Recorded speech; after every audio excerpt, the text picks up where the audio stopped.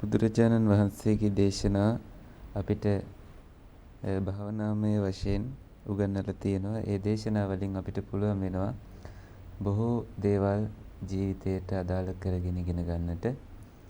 බෞද්ධ ප්‍රතිපදාව කියලා කියන්නේ අපේ ජීවිතයේහි ඊටාම අවශ්‍ය වෙන ප්‍රතිපදා මාර්ගයක්.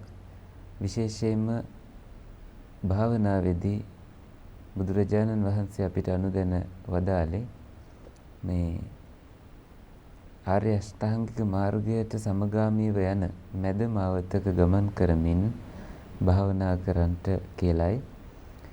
ඒ පිළිවෙතයි භාවනාවේදී අපි අනුගමනය කරන්න ඕනේ. බොහොම හිමින් කම්මැලි කමිනුත් නැතිව උපේක්ෂාවෙන් මධ්‍යස්ථව අපේ ගමන යන්නට අපි උත්සාහ කරන්න ඕනේ. අධික බලාපොරොත්තු තිබුණොතින් වෙන්නේ අපි ඒ බලාපොරොත්තු ඉෂ්ට සිද්ධ කරගන්නට බැරි වෙනකොට බලාපොරොත්තු කඩ වෙලා අසාර්ථක කෙනෙක්ගේ මානසිකත්වයක් ඇති කරගන්නවා. මේ භාවනා පුහුණුවේදී යම් කිසි බාධකයක් තියෙනවා නම් ඒ භාවනා මාර්ගයට බාධා වෙන අන්න ඒවයින් වැළකෙන හැටි අපි දැනගන්න ඕනි.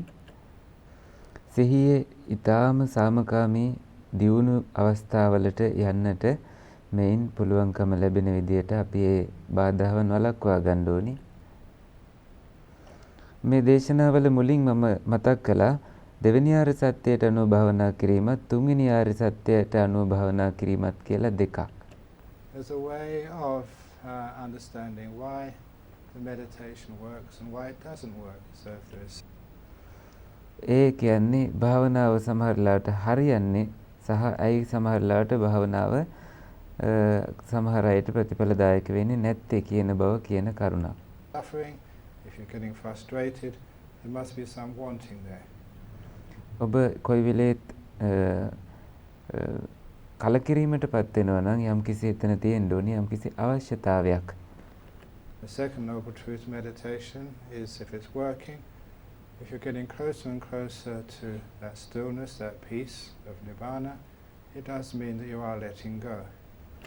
දෙවෙනි ආර්ය සත්‍ය අනුවට භාවනා කරනවා කියලා කියන්නේ ඔබ නිවනට ලං වෙනවා නම් ඒ කියන්නේ ඒ ඔබ ඉන්නේ හරියට යන්න දීමේ අතහැරීමේ මාර්ගයේ.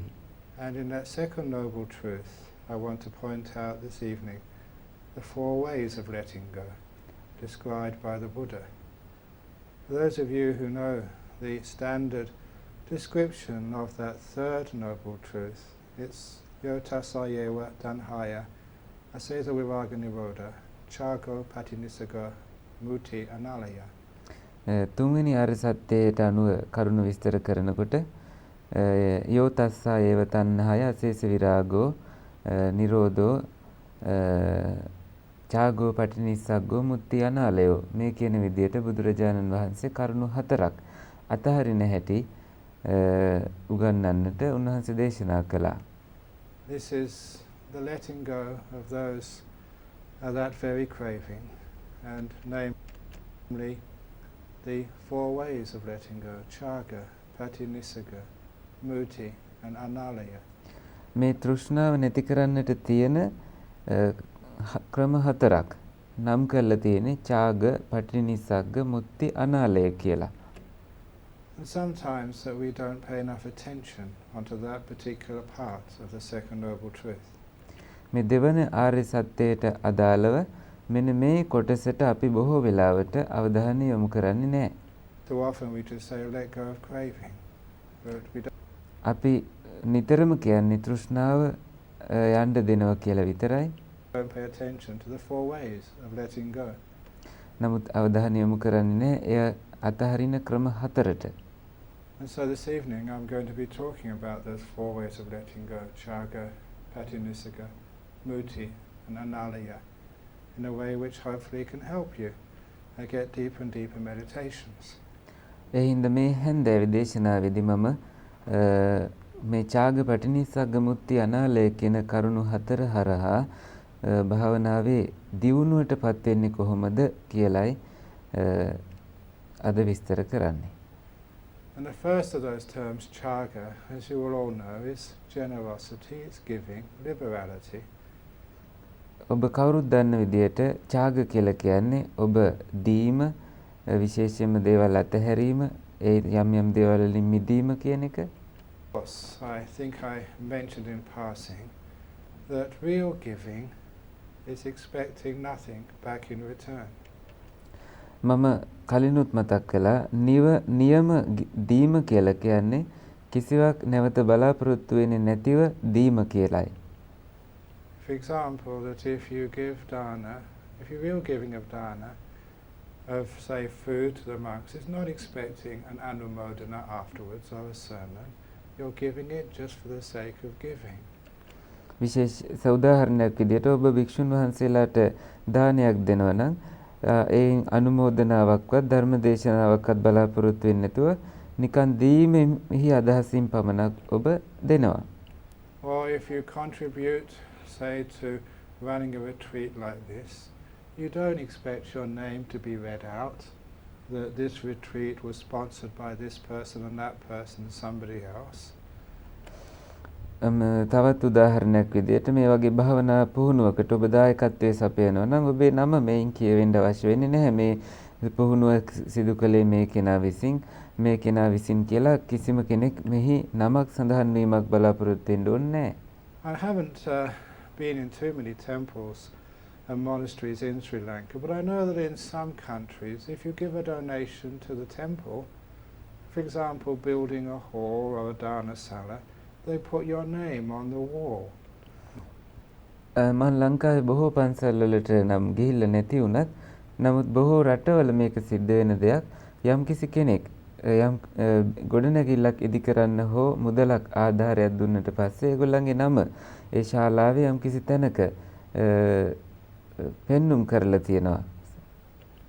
Mr. and Mrs. Senanayaka or something, and 1,000 rupee. Mrs Senanayake හරි මිස්ටර් සේනානායක හරි රුපියල් 1000ක් පරිත්‍යාග කළා කියලා ඒකේ අපිට දකින්න පුළුවන්. Now that is not giving.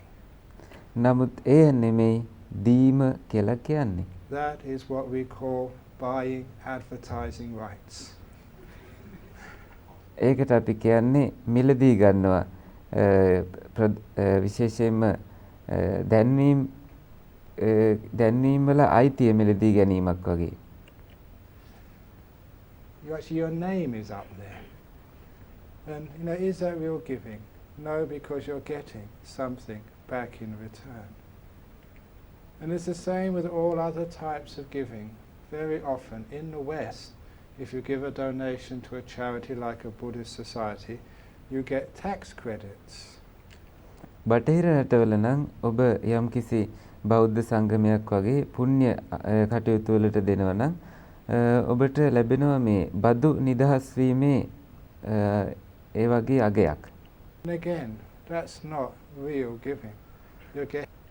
ඒ වගේම එයත් නියම දීම නෙමෙයි. Getting some benefit back. ඔබ යමක් බලාපොරොත්තුෙන් දෙන නිසා. Is doing business. ඒකට කියන්නේ ව්‍යාපාර කිරීම කියලයි. And so I've been encouraging many people, those who really want to practice the real chaga, the real dana in the West, if you want to give a donation, don't put your name on the bottom. මම නිතර මේ නිසා කියන්නේ ඔබට නියම පරිත්‍යාගයක් නියම දානයක් දෙන්න ඕන නම් එහි පතුලක කොහෙවත් ඔබේ නම සඳහන් කරන්නට උත්සාහ කරන්න එපා. Anonymous. If you are going to help build something, give it anonymously. ඔබට යම් අවශ්‍ය නම් කෙනෙක්ට උදව් කරන්න ඒ වගේම යමක් ඉදි කරන්න අවශ්‍ය නම් ඒක නිර්නාමිකවම කරන්න. One of the most inspiring donations which I received for one of our projects in Australia. ඕස්ට්‍රේලියාවේ එක ව්‍යාපෘතියකදී පුදුම හිතෙන පරිත්‍යාගයක් මට ලැබුණා. I don't mind saying this because it made me so inspired. Many years ago that we decided in Perth, Australia, to have a monastery for women. We had a monastery for monks. We didn't really have any place for nuns to practice. අවුරුදු ගණනාවකට කලින් අපිට අවශ්‍ය වුණා භික්ෂුන් වහන්සේලාට ආරාමයක් තිබුණා වගේ භික්ෂුණීන් වහන්සේලාටත් ආරාමයක් ඉදි කරන්නට කියලා ව්‍යාපෘතියක් අපි පටන් ගත්තා. And I think you may know that even in the time of the Buddha, say if the monks and the nuns associate too closely together, there's always problems there. So ඔබ දන්නවා භික්ෂුන් වහන්සේලාත් භික්ෂුණීන් වහන්සේලාත් නිතරම ළඟින් ඇසුරු කිරීම බුදුරජාණන් වහන්සේ විනයට අනුව අනුමත කළේ නැහැ. to the monastery for the monks and a monastery for the nuns, separate. ඒ හින්දා ඉස්සෙල්ලා භික්ෂුන් වහන්සේලාට ආරාමයක් ඊළඟට වෙනම භික්ෂුණීන් වහන්සේලාට තවත් ආරාමයක් විදියට සකස් කරන්න ඕනේ වුණා. So when we first floated that idea to people, we started a fund to raise money to buy some land. අරමුදලක් ඇති කරලා මේ අදහස මිනිසුන්ට කිව්වට පස්සේ ඒ අරමුදල හරහා ඉඩමක් ලබා ගැනීමට අපි සැලසුම් කළා. Our nuns monastery in Perth. And we maybe had a few $1,000s in there, but nowhere near enough to buy any land. අපිට තිබුණා ඩොලර් දහස් ගණනකට ප්‍රමාණයක්. නමුත් ආසන්නවත් වෙලා තිබුණේ නැහැ මේ ඉඩමක් ගැනීමට. And the big breakthrough came when this gentleman came to see me, and he wasn't dressed in fine clothes. He was dressed in the sort of clothes which maybe a builder on a building site, a work on a building site would wear. හරි පුදුම හිතෙන දෙයක් සිද්ධ වුණා එක අවස්ථාවක. කැත ඇඳුම් වලින් පිළිවෙලකට නැති නිකන් වැඩ කරන තැනක වගේ ඇඳුම් ඇඳගෙන ඉන්න කෙනෙක් ආව මං හම්බ වෙන්න. And he came to see me and he said, I've heard you're building or trying to build a monastery for nuns, for Buddhist nuns. And I said, we haven't even started building yet, we haven't even got any land yet, but we're collecting some money to buy some land. එතුමා කිව්වා මට අහන්න ලැබුණා මේ භික්ෂුන් වහන්සේලාට ආරාමයක් ඉදි කරන්න මුදල් එකතු කරනවා කියලා. ඊට පස්සේ උන්වහන්සේ කියලා තියෙනවා අපිට තාම ඉඩමක් නැහැ. ඒ හින්දා මේ ගොඩනැගිල්ල හදන්න අපි තාම පටන් ගත්තේවත් නැහැ කියලා. He said that's a wonderful idea. He was a Caucasian Australian. And he said that last week my wife gave birth to our first child. It was a girl. He said, I'm a Buddhist. And I've heard that you want to make an opportunity available for women to practice the monastic life. Now, my girl is only 1 week old, and I'm a Buddhist. I'm not sure if she's even interested in living monastic life or even becoming a Buddhist. ඒ පුජ්‍යලයක් කියනවා මම බෞද්ධයෙක් මගේ පුංචි දරුවෙක් දියණියක් මට ඉපදුනා සතියක්කට විතර කලින් මම දන්නේ නැහැ ඒ දියණිය කැමති වේද කියලා භික්ෂුණී ආරාමයක ජීවිතයක් ගත කරන්න. නමුත් බෞද්ධයෙක් විදියට මම ඊටාම සතුටු වෙනවා මේ වගේ ඔබ වහන්සේගේ අදහසක් තිබීම පිළිබඳව භික්ෂු කාන්තාවන්ට බුද්ධහම පුහුණුවන්නට ආරාමයක් ඉදි කිරීම ගැන. I want that opportunity for her that when she grows up, if she wants to be a Buddhist nun, that she can. And he handed over a check for $250,000 Australian dollars.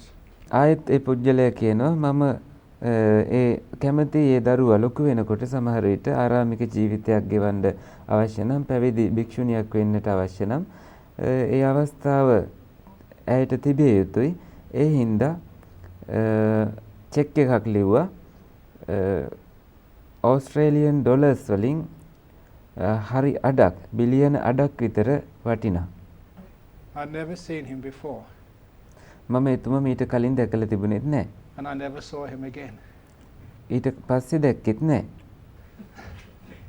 Now that's called chaga.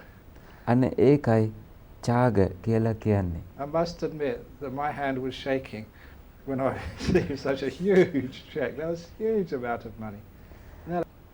මගේ අතත් වේවුලනවා වගේ දැනුණා. ඒ තරම් විශාල මුදලක් ලැබෙනකොට ඒක ඒ තරම්ම ලොකු මුදලක්. Actually got our nuns monastery started.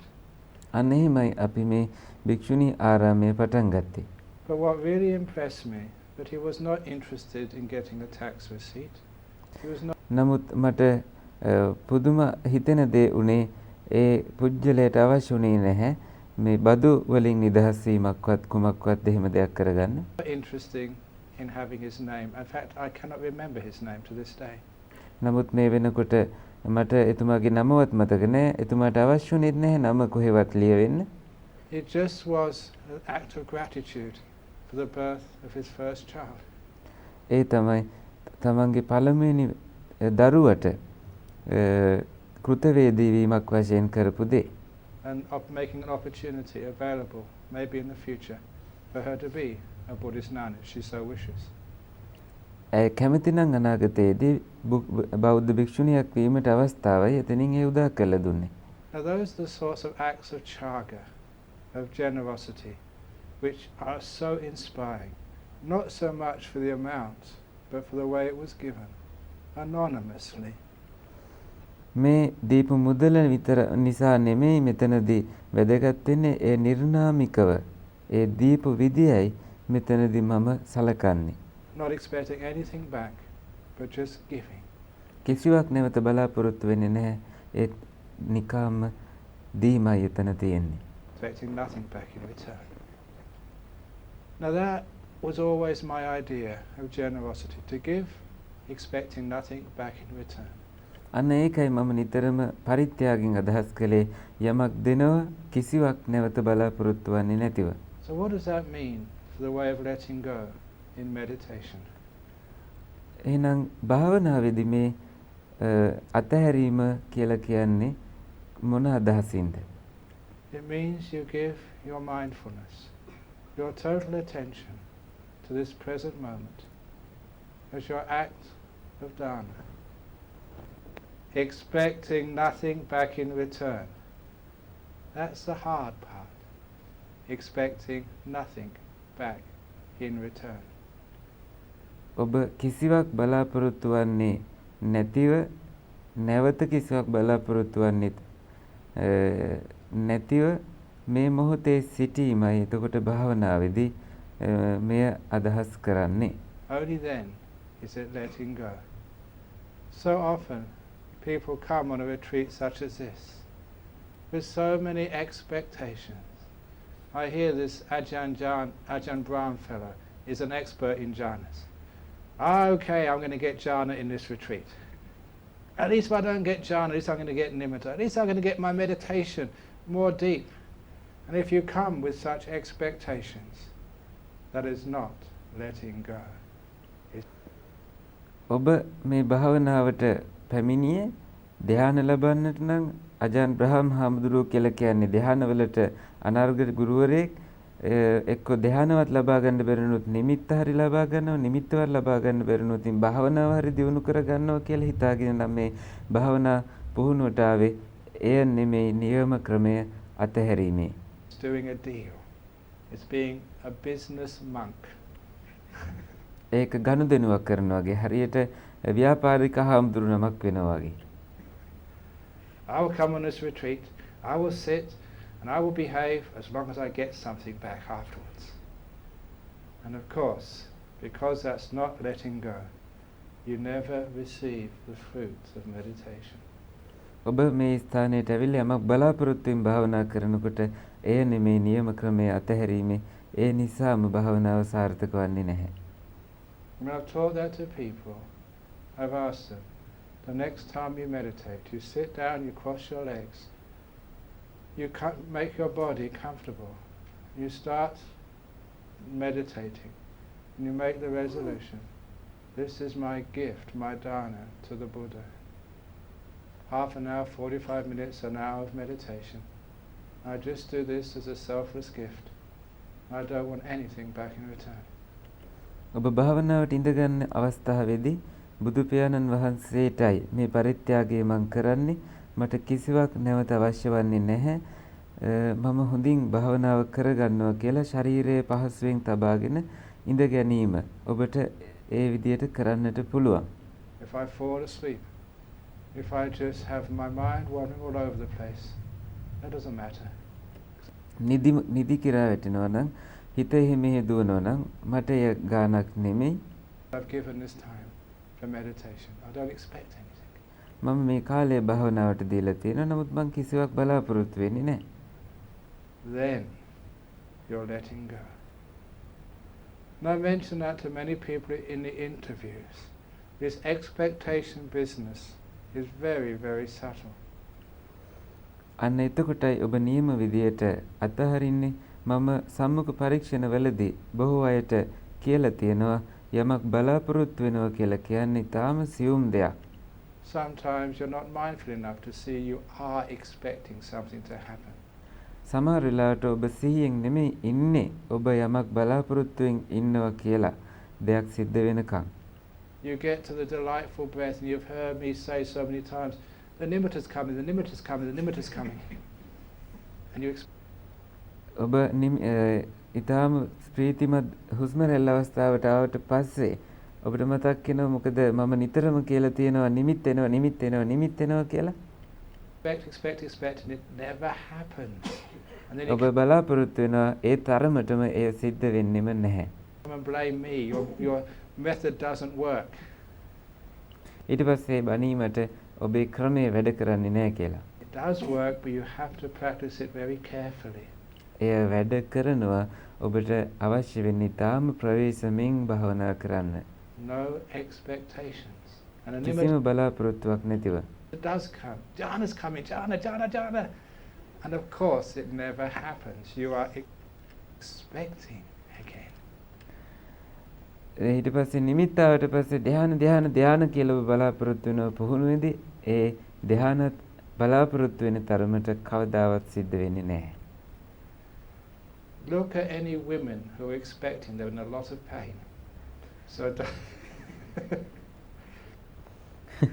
ගැබිනි මවක් දිහා බලන්න ඒත් බලාපොරොත්තුෙන් ඉන්න කෙනෙක් ඒගොල්ල බොහෝ වේදනාවෙනුයි ඉන්නේ. Don't expect anything. කිසිවක් බලාපොරොත්තු වෙන්න එපා. Painful. So we give, expecting nothing back in return. ඒ හින්දා අපි දෙනවා කිසිවක් අපිට බලාපොරොත්තු වෙන්නේ නැති. Those people who do that get very wonderful meditations. Why? අන්න එහෙම කරන අය ඊටාම හොඳට භාවනාව දියුණු කරගන්නවා.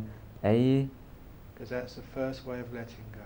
මොකද එයයි පළවෙනිම ක්‍රමයේ භාවනාවේදී අතහරින්නට තියෙන. Not wanting anything back, not expecting anything back. කිසිවක් බලාපොරොත්තු වෙන්නේ නැහැ. කිසිවක් අවශ්‍ය වන්නේත් නැහැ අපිට භාවනා පුහුණුවේ ප්‍රතිඵලයක් විදියට. Just giving. නිකාම දීමයි කරන්නේ.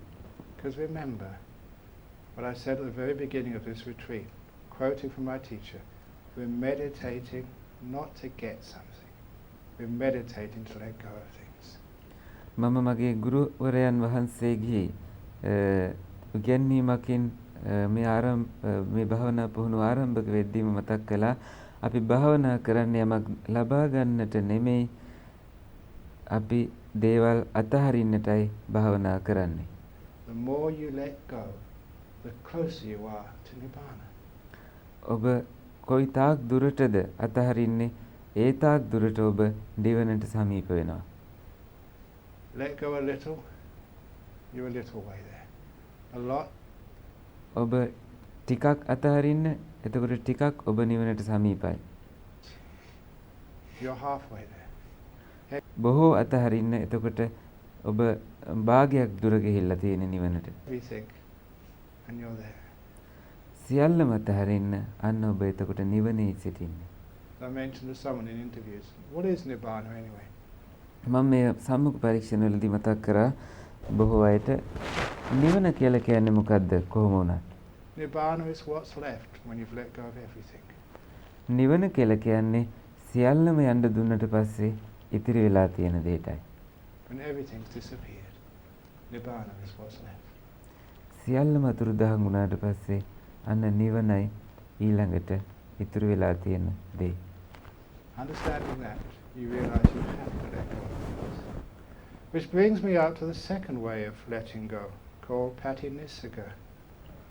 අන්න එය තේරුම් ගත්තට පස්සේ ඔබ තේරුම් ගන්නවා නියම ක්‍රමය මේ අතහැරීමේ අන්න එයින් ඊළඟ පියවරට පටිනිස්සග්ග කියන පියවරට මාර්ගය පෑදෙනවා. Which is literally throwing things away.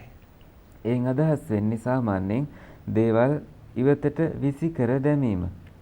It's amazing just how people don't throw things away. හරි පුදුමාකාරයි. මිනිස්සු දේවල් ඉවතට විසි කරන්න යන්නේ නැහැ.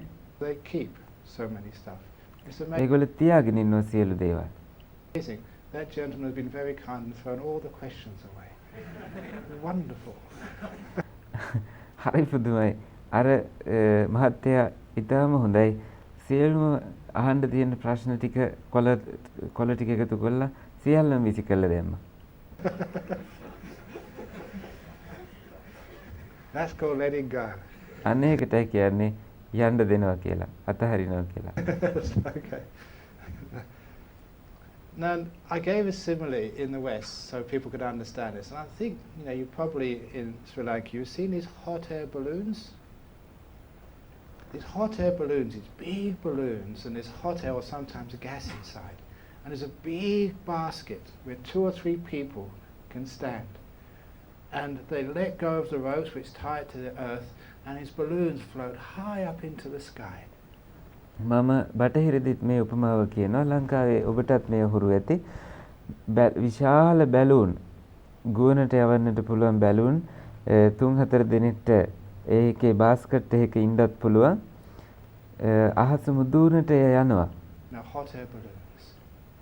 Now you go so high and you can't go any further. ඔබ ඉහළටම යනවා. ඔබට තව යන්නට බෑ තව දුරටත්. And you think, how can I go higher? You have to look for something in the basket you can throw out. අන්න ඉහළටම ගිහිල්ලා ඔබට තවත් ඉහළට යන්න ඕනට නම් ඔබ ඊළඟට මොකද්ද කරන්නේ? බාස්කට් එක ඇතුලේ තියෙන යම් කිසි දෙයක් ඉවතට විසි කරන්න හදනවා. Usually there are sandbags there. සාමාන්‍යයෙන් වැලි කොට්ට උර තියෙනවා. So you throw out the sandbags and then you go higher. ඔබ වැලි කොට්ට උර ඉවතට විසි කරාම තවත් ඉහළටම යනවා. And you get so high, how can I go further? ඔබ ඉහළටම ගිහිල්ලා තව හිතනවා තව ටිකක් යන්නේ කොහොමද කියලා. You look in the basket, it's your lunch. So you throw your lunch out and then you go. ඊට පස්සේ බාස්කට් එක ඇතුලේ බැලුවාම තියෙන්නේ ඔබේ දිවා ආහාරය. අනේකත් ඉවතට විසි කරනවා තව ටිකක් යනවා. Higher.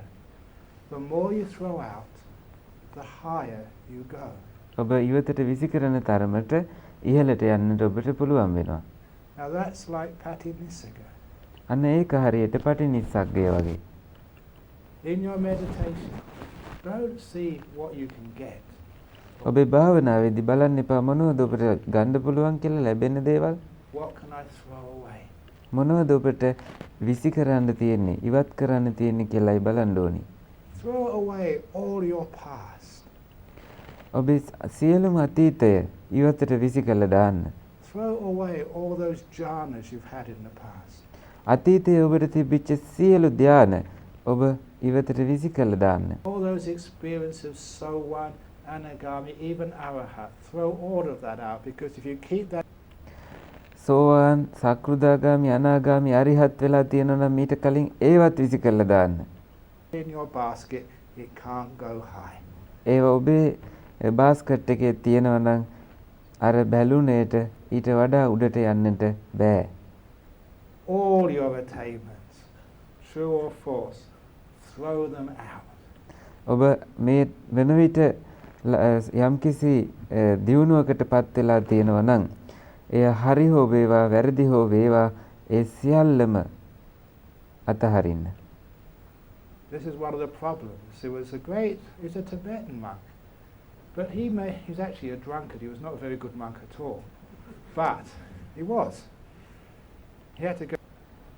මේ ටිබෙට් හාමුදුරු නමක් දැන් ඒ හාමුදුරුව බේබද්දෙක්. ඒ කියන්නේ හොඳ හාමුදුරු නමක් කියන්න බෑ කොහෙත්තම. නමුත් උන්වහන්සේ හොඳ හාමුදුරු නමක් වෙලා හිටියා. Go to a rehab place in the United States with alcohol problem. Eventually he died, but he was very smart in some areas. He coined the term spiritual materialism. මේ ඇමරිකාවේ තියෙන පුනරුත්ථාපන ස්ථානයකට උන්වහන්සේට දැන් යන්න වෙලා තියෙනවා. නමුත් උන්වහන්සේ තමයි මේ ආධ්‍යාත්මික spiritual materialism කියන එක. ඒ කියන්නේ ආධ්‍යාත්මිකව යම් යම් දේවල් පිළිබඳව තමන් ආධ්‍යාත්මික දියුණු වෙච්ච දේවල් පිළිබඳව යම්කිසි අලුතෙන් උන්වහන්සේ වචනයක් හැදුවා. Because you know in the United States, people are so materialistic, they like lots of money, big cars, big houses, just like in Colombo these days. හරියට දැන් කොළඹ වගේ බටහිර රටවල මිනිස්සු කැමති ලොකු ගෙවල් වලට, ලොකු කාර් වලට, ලොකු දේපල වලට. We call that materialism. And he ඒකට අපි කියන්නේ මේ භෞතිකව දේවල් ලබා ගැනීම කියලා භෞතිකවාදය වගේ. called this thing spiritual materialism. මේ ආධ්‍යාත්මික භෞතිකවාදය කියලා මේ හාමුදුරුවෝ අලුත් වචනයක් හැදුවා. How many jhanas have you got? ඔබ කොච්චර ධ්‍යාන ලබාගෙන තියෙනවද? Are you a sowan yet? ඔබ සෝවන් වෙලා තියෙනවද දැන් තවමත්? You're not. Oh, I've been a sowan for so many years. ඔබ සෝවන් වෙලා නැහැ. මම සෝවන් වෙලා තියෙනවා අවුරුදු දැන් ගානනාවකට කලින් සෝවන් වුණේ. Oh, I'm a Sakadagami. Sakadagami, that's easy. I did that last retreat. කවුරු හරි කියනවනේ සක්‍රුදාගාමි වුණා කියලා. සක්‍රුදාගාමිනේ කොච්චර ලේසිද? ඒක මං ගිය පාර භාවනා පුහුණුවේදී ඒක ලබා ගත්තේ කියලා කිව්වා. That's called spiritual materialism. අන්න ඒකට කියන්නේ මේ ආධ්‍යාත්මික භෞතික වාදය කියලා. It means you take these attainments as your ego. ඔබ හිතනවා මේ මාන්නයකින් ඔබ හිතනවා ඔබේ මේ යම් භාවනා දියුණු වෙච්ච අවස්ථාවන් ලොකු මාන්නයකින් ඔබ හිතනවා ඒව ගැන. And you think it's one more thing which I can collect. Yes, you know, I've got my nice wife, I've got my house, I've got my car, I've sent my kids to nice universities in England. So what's the next thing I can gain? Yes, now I meditate and get so one. It's just ඔබ හිතනවා ඔබ දැන් හොඳ car එකක් ගත්තා, හොඳ ගෙයක් හැදුවා, ඊටාම හොඳ බිරිඳක් ලබා ගත්තා, හොඳ විශ්වවිද්‍යාලවලට එංගලන්තේ දරුවෝ ටික යවුවා. ඊළඟට මට කරන්න තියෙන්නේ මොකද්ද? මට තියෙන්නේ දැන් සෝවන් වෙන්නයි. one more thing which you add to all the other things you've attained in this life. That is ඔබ දැනට ලබාගෙන තියෙන දේවල් වලට තවත් එකක් ඔබ එකතු කිරීම විතරයි ඒ කරේ. called spiritual materialism. ඒකට කියන්නේ මේ ආධ්‍යාත්මික භෞතිකවාදය කියලා. You have to throw that out. ඔබට එය විසි කරන්නට වෙනවාමයි. Basket if you're going to go high. ඉහළට යන්න නම් ඒ බාස්කට් එකෙන් එළියට විසි කරලා දාන්න ඕනේ. All of your past, throw out. ඔබේ සියලුම අතීතය විසි කරලා දාන්න. All of your future, throw out. ඔබේ අනාගතයේ සියලුම බලාපොරොත්තු විසි කරලා දාන්න. Because if you're already planning what you're going to do at the end of this retreat. ඔබ දැනටම සැලසුම් කරනවා නම් මේ පුහුණුවෙන් පස්සේ මොකක්ද කරන්න යන්නේ කියලා? If you've already figured out what you're going to do and what time you're going to leave and what bus you're going to take and where you're going to go and how you're going to get there and what you're going to say when you get to where you're going to go. ඔබ දැනටමත් හිතනවා නම් bus එක කීයටද පිටත් වෙන්නේ, කොහොමද යන්නේ, කොහාටද යන්නේ, එතෙන්ට ගියාට පස්සේ මොකද්ද කරන්නේ? මේ විදියට ඔබ හිතනවා නම් you've lost the plot. Lost the plot means you've forgotten about the path of meditation. ඔබ දැනටමත් භාවනාවේ නියම අරමුණෙන් ඉවත් වෙලායි තියෙන්නේ. You have to throw all of that out as well. ඔබට ඒ සියලුම දේවල් අතහරින්න වෙනවා. So that's why, Patinissada, if you're meditating and you find you can't go further, you're stuck somewhere, have a look in your mind to see what you can throw out. අනේකයි පටිනිස්සග්ග කියලා කියන්නේ ඔබ කොහෙදී හරි භාවනාවේදී එකතැන ඉන්නවා නම් හිර වෙලා වගේ බලන්න මොනවද ඔබ අතහැරලා නැත්තේ, මොකද්ද ඔබට අතහරින්න තියෙන්නේ ඔබ තුල කියලා ටිකක් හිතලා බලන්න. It's some past experience, you know, which you want to recreate now. You got a nimitta in the beginning of this meditation, you can't get it back again. සමහර විට ඔබේ අතීතයේදී ඔබ ලබා ගනිපු යම් කිසි අත්දැකීමක් වෙන්න පුළුවන්. නිමිත්ත හෝ භාවනාවේ යම් කිසි මීට කලින් හොඳ අත්දැකීමක් ලැබලා එය නැවත ලබා ගන්නට එය හිතේ තියාගෙන නම් භාවනා කරන්නේ. Past memory, throw that out. අන්නේ අතීත මතකය විසි කළා දාන්න. Or expectations of the future, throw that out too. අනාගතය පිළිබඳව යම් බලාපොරොත්තුවක් තියෙනවා නම් අන්න ඒකත් විසි කළා දාන්න. And when you throw things out, you find you go higher. අන්න එහෙම ඔබ දේවල් අතහරිනකොට තේරුම් ගන්නවා ඔබ කොයිතරම් ඉහළට යනවද කියලා. More peaceful, more still, more pity-sukha. ඊටමත් සාමකාමී, ඊටම ප්‍රීතියෙන් ඉන්නේ, ඒ වගේම නිශ්චලයි. And so meditation is looking in your mind to see what your holding on to and keeping, and what you can throw out. All these භාවනාව කියලා කියන්නේ මේ මනසෙහි හොඳ අවධානයෙන් ඉඳලා මොනවද අතහරින්න තියෙන්නේ කියලා කියා හිතන එකයි. thoughts. Thinking is just such a pain in the head. Throw it out. ඔළුවේ වේදනාකාරීව කොයි වෙලේත් වේදනාව දෙන සිතිවිලි තියෙනවා නම් ඒව විසි කළා දාන්න තියාගන්න එපා. And then you get very high. අන්න එතකොට ඔබ ඉහළටම යනවා. Very, very high. You get to even the stage of the delightful breath. ඔබ සමහර වෙලාවට හුස්ම රැල්ල ප්‍රීතිමත් වෙන තැනට ඔබ පත් වෙනවා. And you can't go any higher. එතනින් එහාට යන්න බෑ තවත්. You wonder, what can I throw out now? ඔබ ඊට පස්සේ හිතන මොකක්ද ඊට පස්සේ අතහරින්න තියෙන්නේ කියලා. You look in the basket and there's nothing in the basket. ඔබ ඊට පස්සේ බාස්කට් එක දිහා බලනවා බාස්කට් එකෙත් මේ කිසිවක් නැහැ අතහරින්න. How can I go higher? එහෙනම් තව කොහොමද ඉහළට යන්නේ? Then you realize the basket. අන්න එතකොට ඔබ දැනගන්නවා ඒ බාස්කට් එකයි ඔබට අතහරින්න තියෙන්නේ. Throw the basket out. Basket එකත් විසි කළා දාන්න. In other words, to go higher from the delightful breath, you have to throw your body out. වෙන වචන වලින් කියනවා නම් තවත් ඉහළට යන්නට නම් ඔබේ ශරීරයත් ඔබ අතහරින්න ඕනේ. Let go of the five senses and this body business. Throw it away. මේ ශරීරය පිළිබඳව තියෙන සංවේදන පහ යන්න දෙන්න අතහරින්න. It's like the basket in which you live. ඒ කියන්නේ ඔබ ජීවත් වෙන බාස්කට් එක වගේ. In English, a basket case is something which is totally useless, a waste of time, a total sort of pain. That's your body. Your body. ඉංග්‍රීසියෙන් basket case එකක් කියලා කියන්නේ මහා වේදනාකාරී වදයක් වෙලා තියෙන දෙයක්. ඒ හින්දා ඒ තමයි ඔබේ ශරීරය ඒක විසි කළා දාන්න. Is basket case. ඔබේ ශරීරය දැනටමත් මේ බාස්කට් කේස් කියලා කියන්න පුළුවන් වෙන්නේ. It's going to get old and sick, never does what it wants. එය කොයි වෙලේත් වයසට යනවා, ලෙඩ වෙනවා, අවශ්‍ය දේ නෙමෙයි කොයි වෙලේවත් කරන්නේ. So it is like a basket. ඒ කියන්නේ ඒක බාස්කට් එකක් වගේමයි. Throw it out. විසි කළා දාන්න. And when you let go of the body, then you get into this beautiful nimitta stage. ඔබ මේ ශරීරය යන්න අතහරිනකොට ඔබ මේ නිමිති අවස්ථාවටපත් වෙන්නේ. Beautiful, beautiful lights.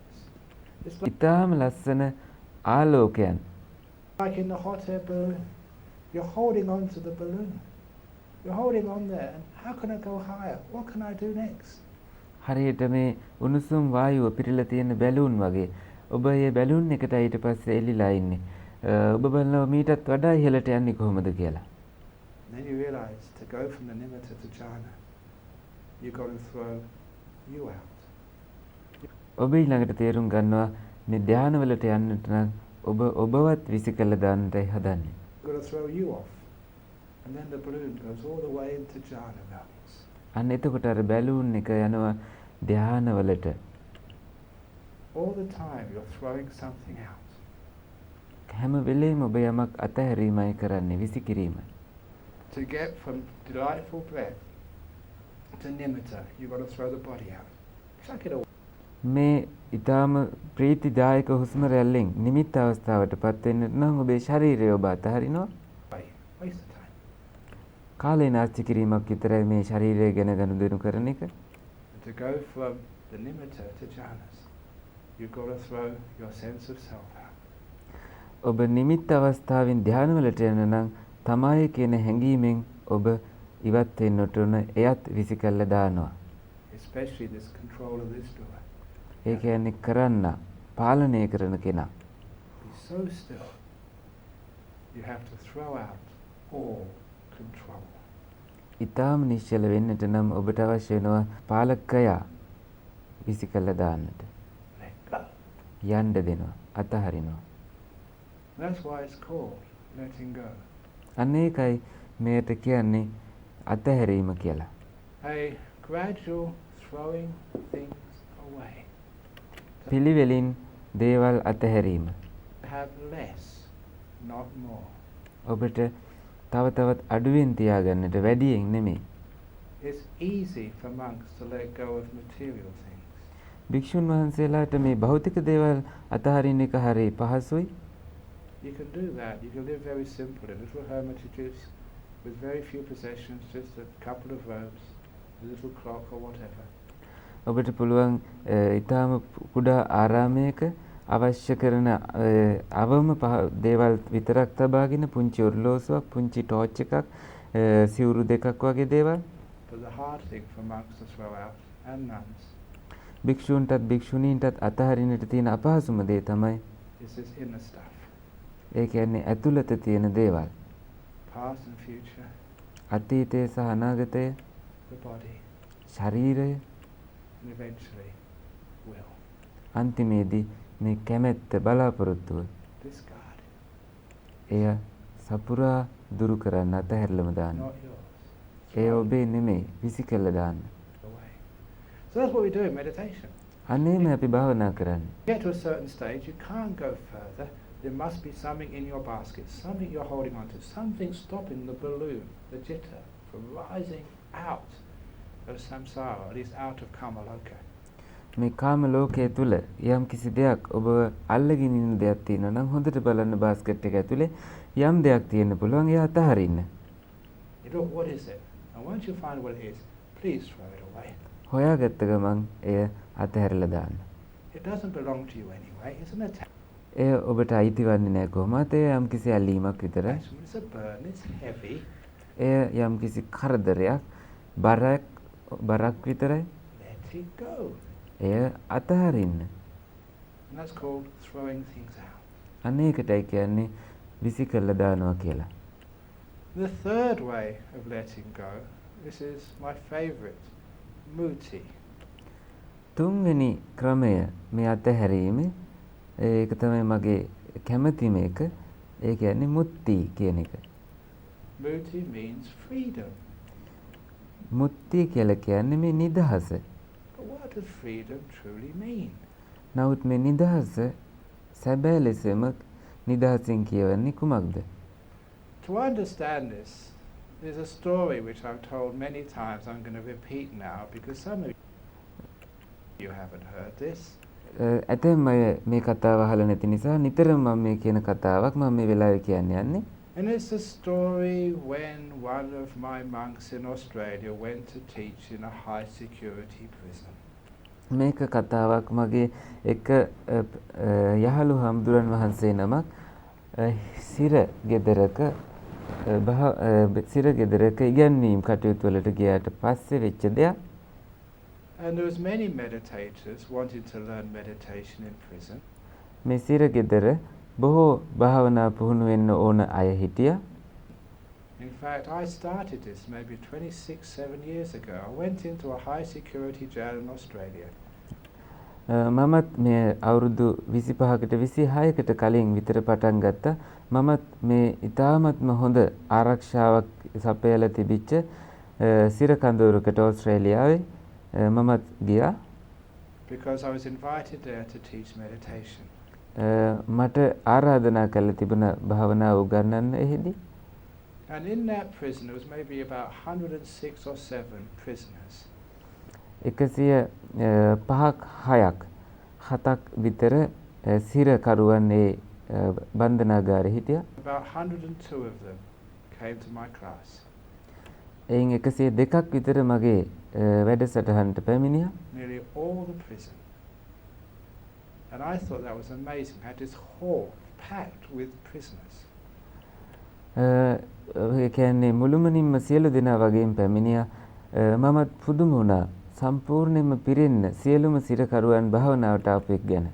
And I was impressed. I never thought that prisoners who'd done these terrible crimes would be interested, in religious or spiritual things like meditation. මං ටිකක් පුදුමයටපත් වුණා. මේ තරම්ම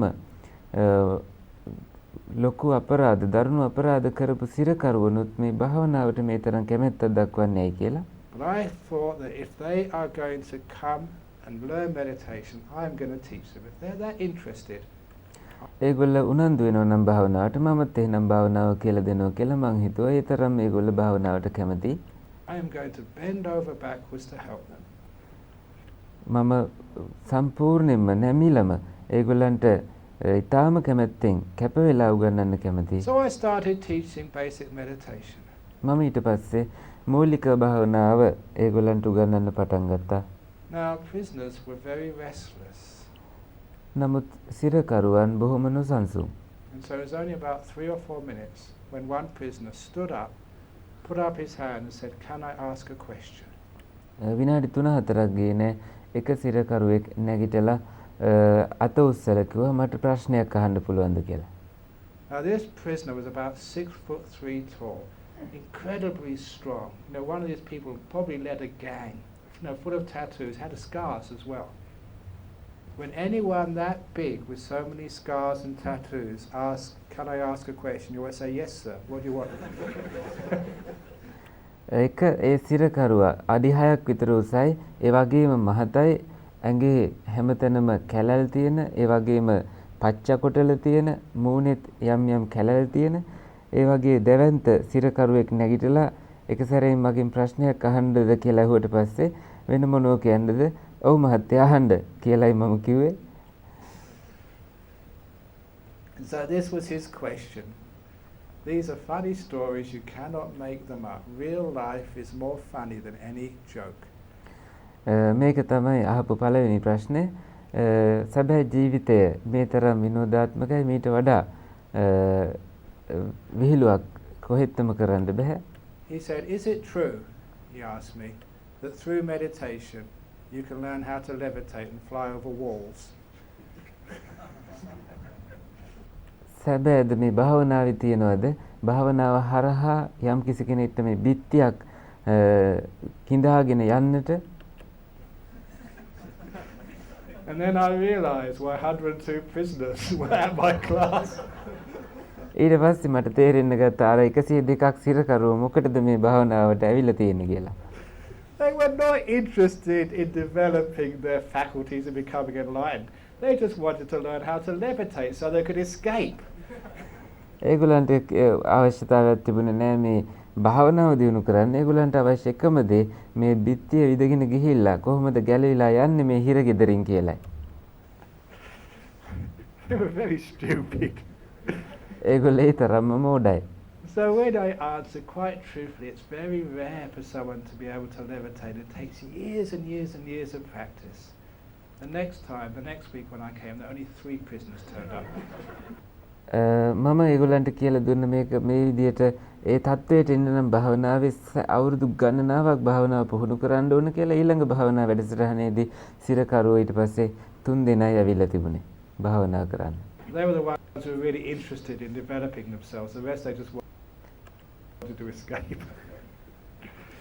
ඒ 3 දෙනා සැබෑ ලෙසම භාවනාවට කැමති වෙලා තිබුණා. අනිත් ඔක්කොටම අවශ්‍ය වුණේ ගැලවිලා ඉන්නයි. But anyway, this monk, because I got very busy on other things, so he went to one of these new prisons. කොහොම නමුත් අර කලින් කියපු හාමුදුරුවෝ මොකද මම බොහෝ අනිත් කටයුතුත් එක්ක මට කාර්යබහුල වෙන්න තිබුණ නිසා උන්වහන්සේ ගියා භාවනා වැඩසටහනට. He was taking a class of maybe 4 or 5 prisoners every week. And after a few weeks, the prisoners asked him to stay behind. To give him a cup of tea, some gilampas, and to talk to him. And they wanted to know what it was like being a monk in Australia.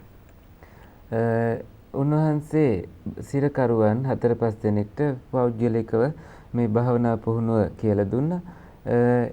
ඊට පස්සේ ටික දවසකින් එයා කිව්වා මේ හාමුදුරන්ට පසකින් ඉන්න කියලා. ඊට පස්සේ ගිලම්පස දීලා උන්වහන්සේකින් අහනවා දැනගන්න ඕන කමක් තිබුණා ඒ සිරකරුවන්ට මේ ඕස්ට්‍රේලියාව වගේ රටක භික්ෂුන් වහන්සේ නමක් වුණාම ඒක කොයි වගේද කියලා. So he told them the routine. In monastery in Perth, we get up at 4 o'clock in the morning. ඊට පස්සේ කණ්ඩායමට අර හාමුදුරුවෝ කිව්වා මේ අවස්ට්‍රේලියාවේ ආරාමේදී අපි 4ට අවදි වෙනවා උදේ. And when they said 4 o'clock, the prisoners were shocked. 4ට අවදි වෙනවා කියලා කිව්වට පස්සේ සිරකරුවන් පීඩණයටපත් වුණා. ඒගොල්ලෝ එක සැරේම කම්පණයටපත් වුණා. 4 o'clock in the morning. Now even murderers don't have to get up until 6 in prison. උදේ 4ට මේ මිනි මරපුවයටවත් උදේ 4ට අවදි වෙන්න ඕනේ නැහැ. ඒගොල්ලෝ 6 වෙනකම් බුදියන්න පුළුවන් නේ කියලා ඒගොල්ලෝ ඇහුවා.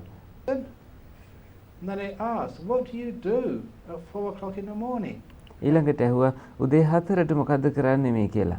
Can you watch the TV? Get the උදේ 4ට ටීවී බලන්න පුළුවන්ද? late night movie?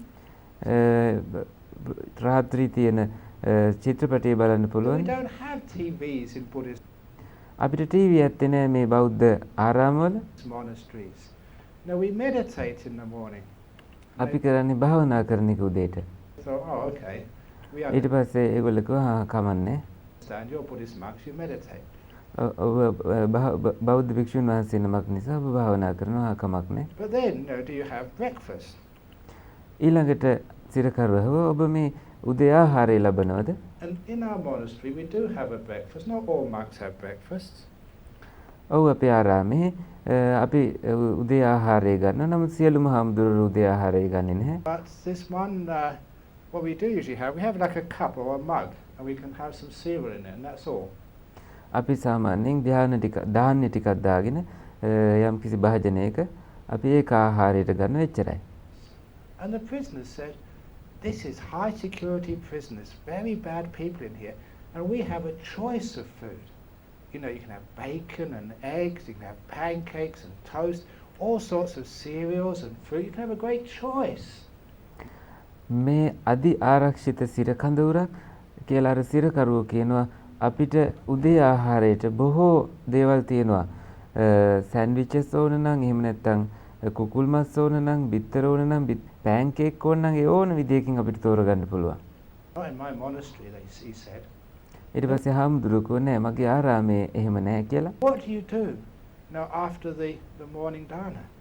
ඔබ ඊට පස්සේ උදේ ආහාරයෙන් පස්සේ මොකද්ද කරන්නේ? උදේ දානෙන් පස්සේ. Actually, in monastery in Perth, we do some chores in the morning.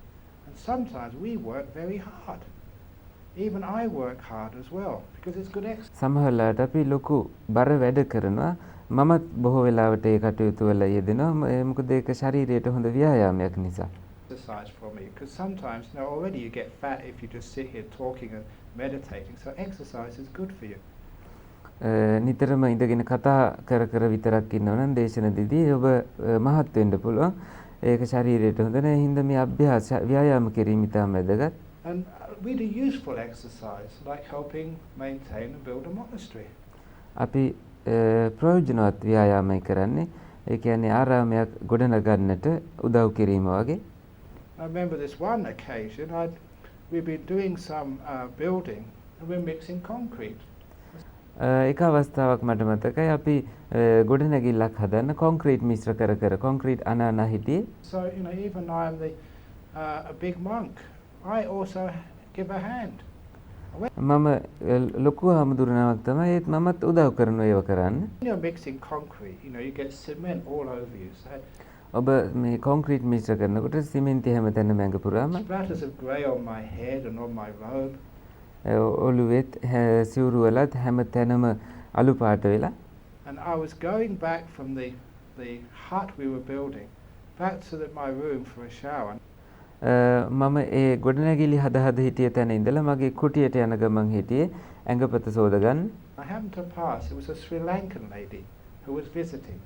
ඒ අතරමඟදී මට හම්බුණා ශ්‍රී ලංකාවේ කාන්තාවක් මේ අපේ ආරාමයට පැමිණෙමින් She must හිටියා. have been a very high class Sri Lankan girl. She had an ඇය මේ ඊටාම ඉහළ පැලැන්තියේ ශ්‍රී ලංකාවේ ගැහැණු ළමේ. expensive sari. ඇය ඊටාම ඉහළ ගණයේ අනර්ඝ සාරියක් ඇඳගෙන හිටියා. So many jewelry බොහෝ රත්රන් ආභරණ පැළඳගෙන හිටියා. that she rang louder than the bell. Clink, clink, clink. You could hear her a mile away. එයින් අදහස් කළේ ඒ රත්රන් නිසාම ඇගේ අත්පා වලින් ඒ තරම්ම සීනු නාදයක් වගේ සතුම් ගානක් ඇහෙන්න තරම් තිබුණා. And she came up to me ඒ කාන්තාව මගේ ළඟට ආවා. and said, I'm looking for Ajahn Brahm, the abbot. මම මේ අජාන් බ්‍රාහම් හාමුදුරුවෝ මේ ඉන්න ප්‍රධාන හාමුදුරුවෝ හොයයි ඉන්නේ. And I got a sharp mind. I'm very quick. I said, මට තියුණු මනසක් තිබ්බා. ඊටාම ශනිකව මම කිව්වා If you go to the Dharmasala, he'd probably be there in about 10 minutes. ඔබ දාන ශාලාවට යනවා නම් උන්වහන්සේ විනාඩි 10කින් විතර එතන ඉඳී කියලා කිව්වා. So she said thank you and went to the Dharmasala. ඇයි ස්තුතියි කියලා ගියා දාන ශාලාවට. I quickly went to my room, had a shower, changed my robes and went to the Dharmasala. මම ඉක්මනින්ම කාමරයට ගිහිල්ලා ඇඟ පත සෝදගෙන වෙන සිවුරක් පෙරවගෙන මම ගියා දාන ශාලාවට. We had a nice discussion about Dhamma. අපි තාම හොඳ සාකච්ඡාවක් තිබුණ ධර්මය පිළිබඳව අපි ගොඩක් සාකච්ඡා කරා. She said, "Oh, thank you so much. That was very inspiring, and you've got a beautiful monastery. But if you don't mind, there's one thing I would like to let you know." බොහොම ස්තුතියි කියලා මේ කෙටි වැදගත් ධර්ම සාකච්ඡාවට කදිමයි කියලා එක දෙයක් මතක් කරන්න තියෙනවා කියලා එම කාන්තාව කියනවා. On the way here, I saw one of your monks, and he was very dirty and sloppy, and that's not appropriate for a Buddhist monastery. අතරමඟදී මට හම්බුණා එක හාමුදුරු නමක් මේ ආරාමය ඇතුලේ ඒක සුදුසු නැහැ. ඒ හාමුදුරුවෝ ඒ තරම්ම අපිරිසිදුවයි හිටියේ. ඒක ගැලපෙන්නේ නැහැ මේ වගේ ආරාමයකට. And of course, that was me. ඒ තමයි මම. She didn't recognize that. ඇයට අඳුර ගන්න බැරි වුණා මාව. I told her, "Oh, thank you for letting me know. We're always open for admonishment, being monks. I'll talk to that monk later, madam." ඊට පස්සේ මම ඒ කාන්තාවට කිව්වා බොහොම ස්තුතියි මැඩම්. මම ඒ හාමුදුරන්ට පස්සේ කියන්නම් අපි කොයි වෙලෙත් කැමති උපදෙස් ලබන්න කියලා. And I wasn't lying. මම බොරු කිව්වේ නෑ ඒ වෙලාවේ. She never realized it was the same person. ඇය තේරුම් ගත්තේ නෑ ඒ එකම කෙනායි කියලා. So we weren't. And when we told the prisoners in Australia, they don't have to work very hard at all. මේ සිරකරුවන්ටත් අපි කිව්වා එතකොට ඒගොල්ලන්ට විශේෂයෙන්ම මහන්සි වෙලා වැඩ කරන්න ඕනේ නෑ මේ සිරකරුවන්ට. And they were quite shocked. They said, ඒගොල්ලත් සෑහෙන පුදුම වුණා. "They'll never make us work like that in our prison. We go and riot."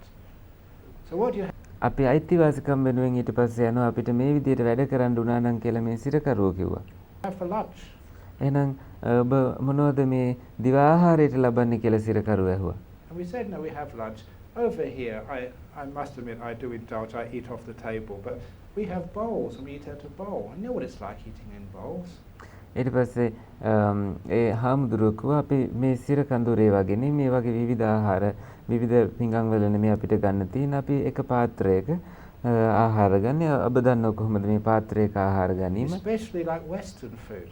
විශේෂයෙන් මේ බටහිර ආහාර. Because Western food, like sometimes we do have ice cream, but it's actually loose ice cream. It goes on top of your curry.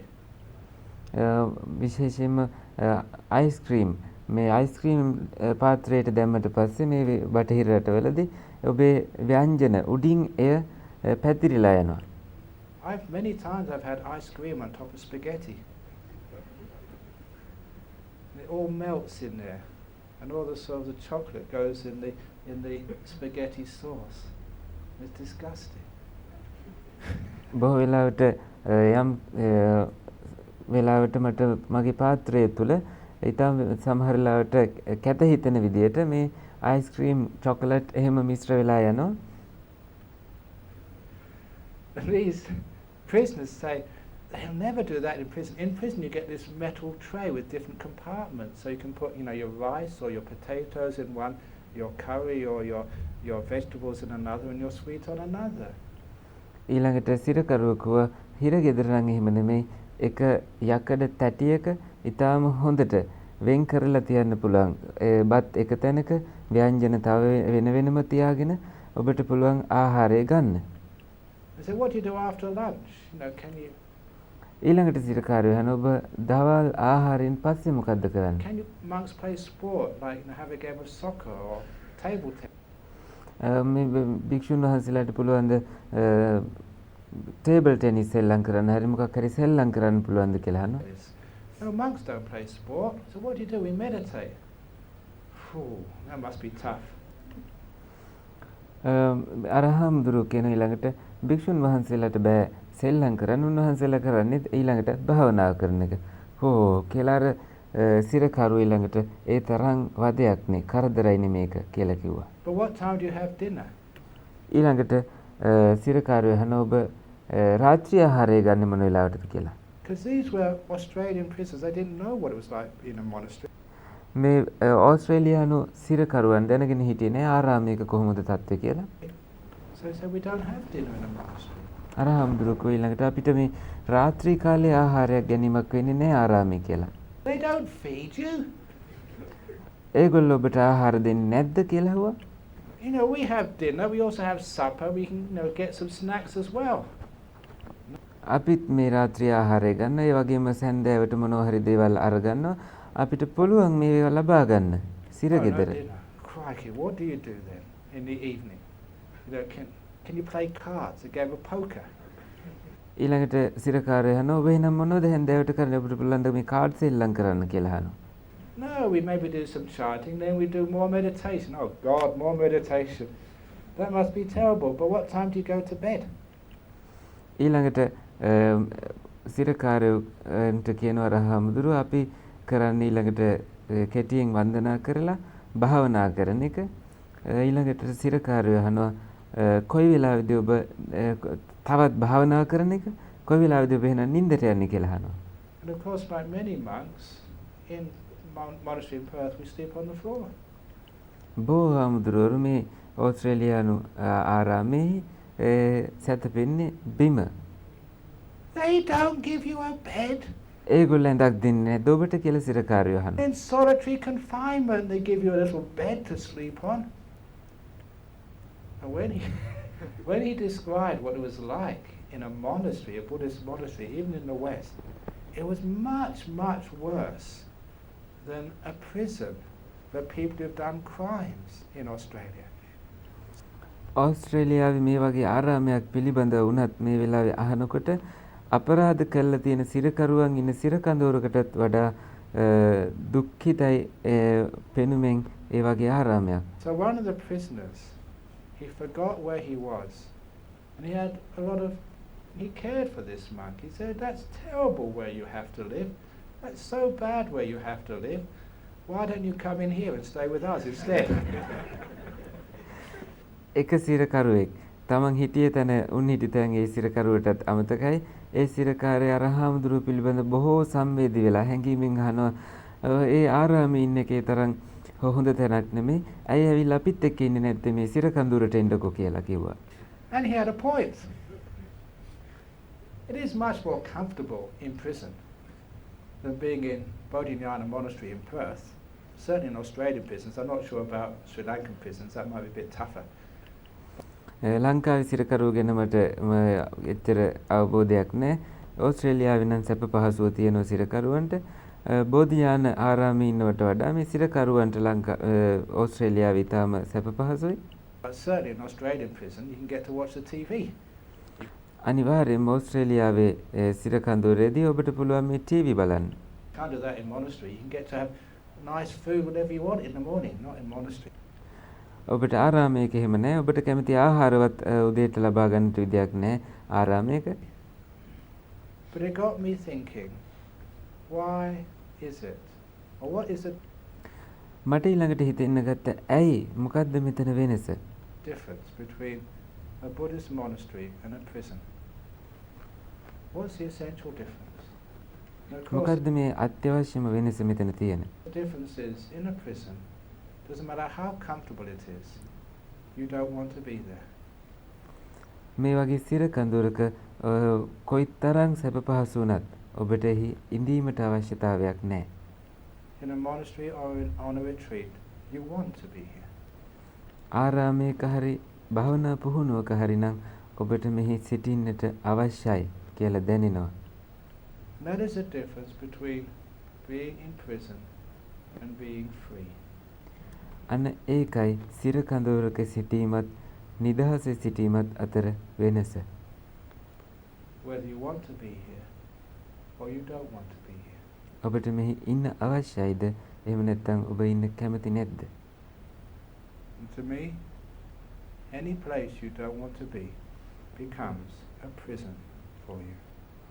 මට තේරෙන හැටියට නම් ඔබ කැමති නැති යම් තැනක් වෙතොත් අන්නේ ස්ථානයේ ඔබට සිර කඳුරක් වෙනවාමයි. If you're in a job you hate, your job is a prison. Your office is like a cell.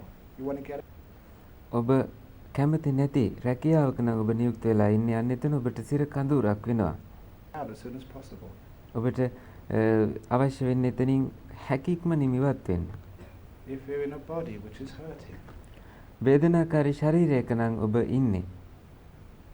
it becomes a prison for you. ඒ ඔබට සිර කඳුරක් වෙනවා. If you're sitting listening to a talk and thinking, when's it going to end, when's it going to end? The talk is a prison for you.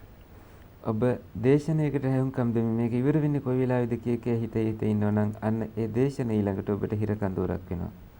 And even if you're in a state of meditation, restless, restless, restless, restless, I don't want to be restless. Now you're in prison. ඔබ භාවනාවේ ඉන්නකොටත් නොසන්සුන්තාවය නම් කොයි වෙලෙත් තියෙන්නේ. ඔබට එයින් ඉවත් වෙන්නට ඕන නම් අන්න එතන සිර ගෙදරක්. How do you become free? Muti. කොහොමද ඔබ එතකොට නිදහස් වෙන්නේ? මුක්ති බවට පත් වෙන්නේ? You don't need to get rid of your achy body, or not even ඔබට අවශ්‍ය වන්නේ නැහැ මේ වේදනාකාරී ශරීරයෙන් ඉවත් වෙන්නට. change your job. You රැකියාව වෙනස් කරන්න ඕනත් නැහැ. don't need to get out of the hall where the bhana is being given. මේ බණ කියන ශාලාවෙන් ඉවත් වෙන්නත් ඔබට අවශ්‍ය නැහැ. You don't need to get rid of restlessness or sloth and torpor නොසන්සුන්තාවයෙන් තීන මිද්දෙන් ඉවත් වෙන්න ඕනත් නැහැ. to feel free. නිදහස දැනෙන්න නම් All you need to do is to change your attitude. ඔබට කරන්න තියෙන එකම දේ ඔබේ ආකල්ප වෙනස් කර ගැනීම.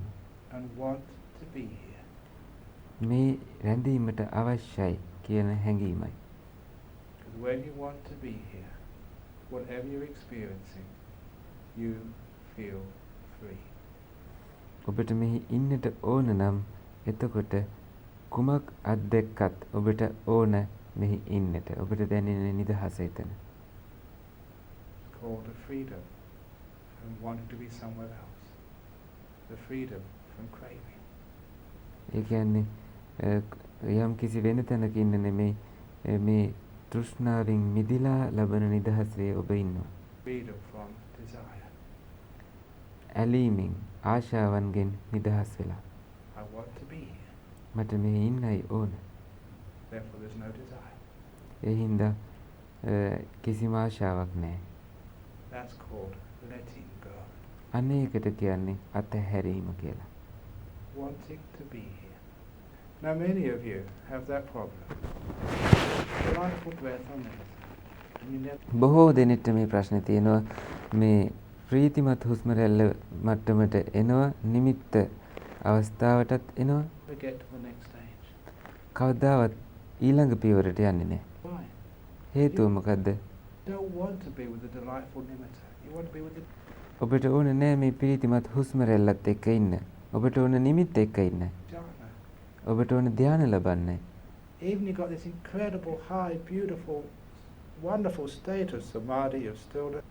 ඔබ මේ නිශ්චලතාවයේ සමාධියේ ඉහළම මට්ටම් වලට පැමිණලා තිබුණත් Because you want to be somewhere else, you don't have the freedom, the letting go, to take you to the next stage. ඔබට මේ ඊළඟ පියවරට යන්නට නම් ඔබේ නිදහස නැහැ. අතහැරීමෙන් ලබා ගනිපු. ඒකයි ඔබෙහි හිර වෙලා ඉන්නේ. Which is why if you want to progress in your meditation, අනේකයි ඔබට භාවනාවේ දියුණු වෙන්න ඕන නම් wherever you happen to be on the path of meditation, please want to be here. ඔබ භාවනාවේ ඕනම තැනක ඉන්න එතන ඉන්න ඕන කියන හැඟීමෙන්. If you want to be somewhere else, there's no more progress. ඔබට ඕන නම් යම් වෙන තැනකට යන්නට තවදුරටත් එහි දියුණුවක් නැහැ. That's why I say sloth and torpor, restlessness. The problem is you don't want to be restless. That's අනේකයි මේ නොසන්සුන්තාවයේ තීන මිද්දේ මේ දේවල් ඔබට ඕන නැහැ කියලායි ඔබ හිතන්නේ. ඔබට තවදුරටත් ඒවා අවශ්‍ය නැහැ කියක ඒවත් එක්ක ගැටෙනවා. the problem, not the restlessness. ඒ නොසන්සුන්තාවයේ නෙමේ ප්‍රශ්නය අන්න ඒ ගැටීම ඔබ ඒවත් එක්ක ඉන්න ඕන නෑ කියලා හිතන එක. I don't want to be restless. I want to be my jhana. I don't want to be sick. I want to be healthy. I don't මට නොසන්සුන් වෙන්න ඕනේ නෑ. මට ඕන ධ්‍යාන. මට ඕන සෞඛ්‍ය සම්පන්නව ඉන්න. want to be here on this hard seat. I want to be on my nice soft bed. මට මේ අමාරු කුෂන් එකේ ඉන්නවට වඩා ඇඳේ ඉන්න තියනවා නම් හොඳයි. එහෙම හිතනවා. If you want to be somewhere else, you're in prison. ඔබට කොහේ හරි වෙන තැනක ඉන්න ඕන නම් ඔබ ඉන්නේ වදකාගාරයක. Freedom.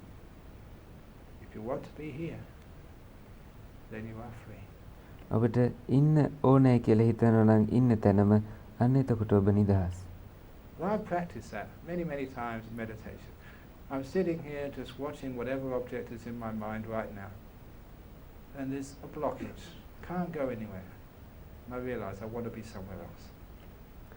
ඔබ භාවනාවට ඉඳගෙන ඉන්නවා මේ මනසේ දැනට ඇති වෙලා තියෙන යම්කිසි සිතුවිල්ලක් පිළිබඳව බලාගෙන ඊට එතනින් එහාට යන්න බෑ. අන්න ඒ යෑමේ අවශ්‍යතාවය ඔබට තිබීම නිසා. I say, you just made a prison for yourself, Ajahn Brahm. ඔබ මට ඊළඟට හිතෙනවා අජන් බ්‍රහම් ඔබ ඔබටම සිර කඳවුරක් හදාගත්තා. So I just want to be here. Whatever ඒ හින්දා මට මෙහිම ඉන්න ඕන කියලා හිතෙනවා. I'm experiencing, whatever stage, I just want to be here. This is good enough for me. ඕනම පියවරක මට මෙහි ඉන්නයි ඕන මේ හොඳටම ඇති මට. Then I feel this incredible freedom, and then the whole meditation path carries on automatically. අන්න එතකොට සියලුම භාවනා මාර්ගය සියලු පුහුණුව නිකාම්ම ක්‍රියාත්මක වෙලා ඔබ දියුණු වෙනවා. You'll find all blockages, all hindrances, are wanting to be somewhere else. ඔබ ඊළඟට හිතනවා යම් තැනක සිටින්නට වෙන තැනකට යන්නට තියෙන ඕනකම නිසාමයි මේ බාධාව පැමිණියේ කියලා. Wanting to be here frees those hindrances, and you just carry on deep. ඔබ ඒ අවශ්‍යතාවය යම් තැනකට යන්න ඕන කියන හැඟීම ඉවත් වෙලා ඉන්න තරමට ඔබ ගැඹුරටම යනවා භාවනාව. It's called muti. අන්න ඒකයි මුත්‍ති කියලා කියන්නේ. It's a freedom from desire. මේ ආශාවන්ගෙන් නිදහස් වීම. Freedom from wanting. යමක් අවශ්‍යයි කිවීමෙන් සිතීමෙන් නිදහස් වීම. It means you're still. You've let go. ඒ කියන්නේ ඔබ නිශ්චලයි බොහෝ දේවල් ඔබ අතහැරලා Something's going to happen very beautifully. ඊටාම ලස්සන දෙයක් සිද්ධ වෙන්නයි යන්නේ. And the last of the four letting goes is analaya. අර ක්‍රම හතරෙන් අන්තිම එක තමයි අනාලයෝ. And you maybe know what that word means, but in the West, ඔබ දන්නවා ඇති මේ අනාලයෝ කියලා කියන්නේ මොකක්ද කියලා. ඒත් බටහිර people don't know Pali, and their language ඒ මිනිස්සු දන්නේ නැහැ Pali.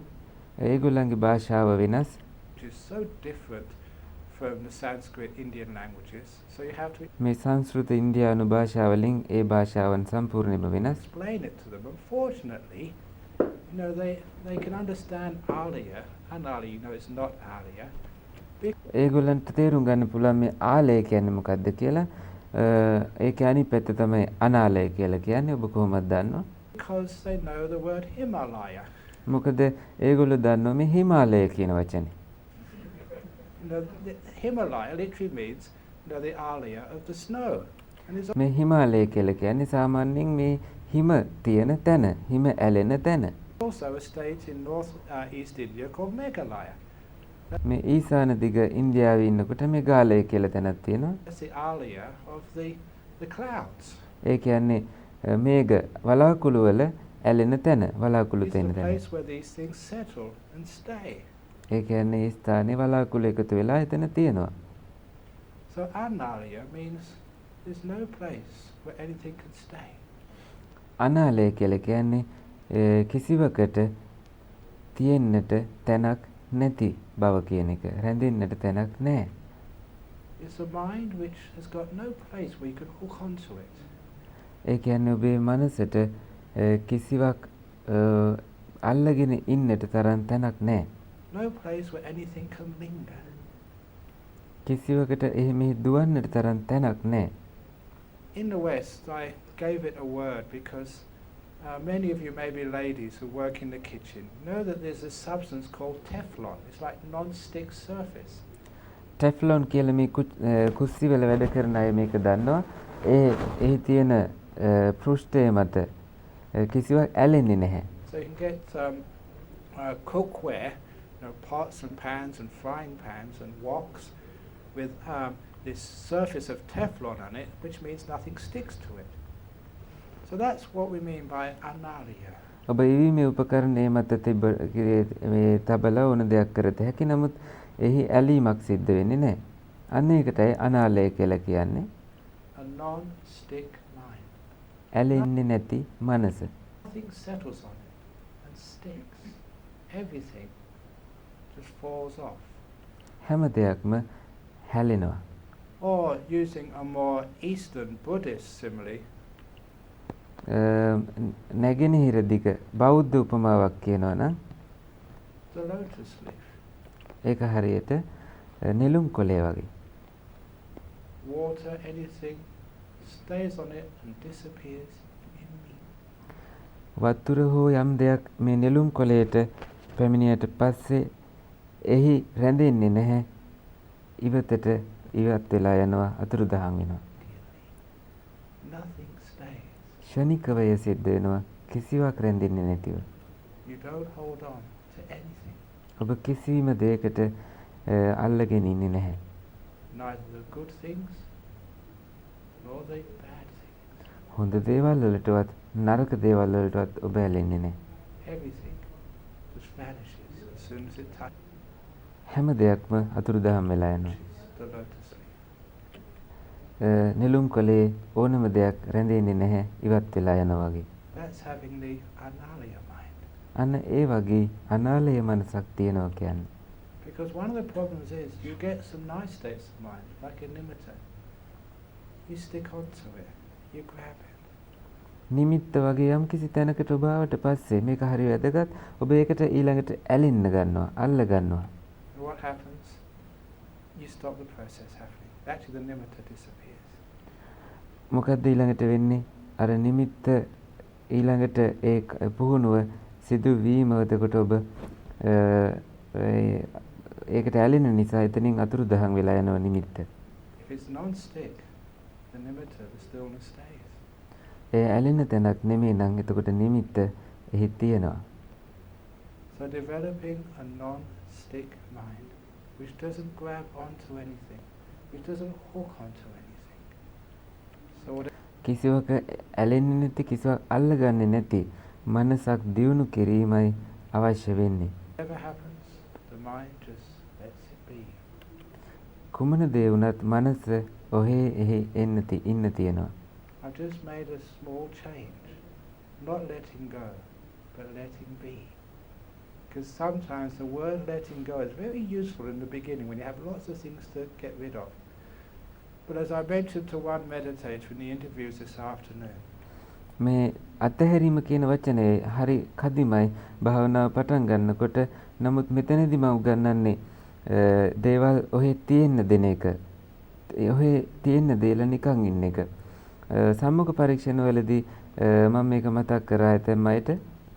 sometimes if you have like a beautiful nimitta, ඔබට මේ නිමිත්ත වගේ ලස්සන නිමිත්තක් ඔබට තියෙනවා නම් the word letting go can sometimes be misunderstood. You're letting go. මේ අතහැරීම කියන වචනේ සමහරලාට ඔබට වැරදි විදිහට තේරෙන්න පුළුවන්. Of the wrong thing sometimes. Sometimes you සමහරලාට ඔබ වැරදි දේත් අතහරිනවා. let go of the nimitta, සමහරලාට ඔබ නිමිත්තටත් යන්න දෙනවා.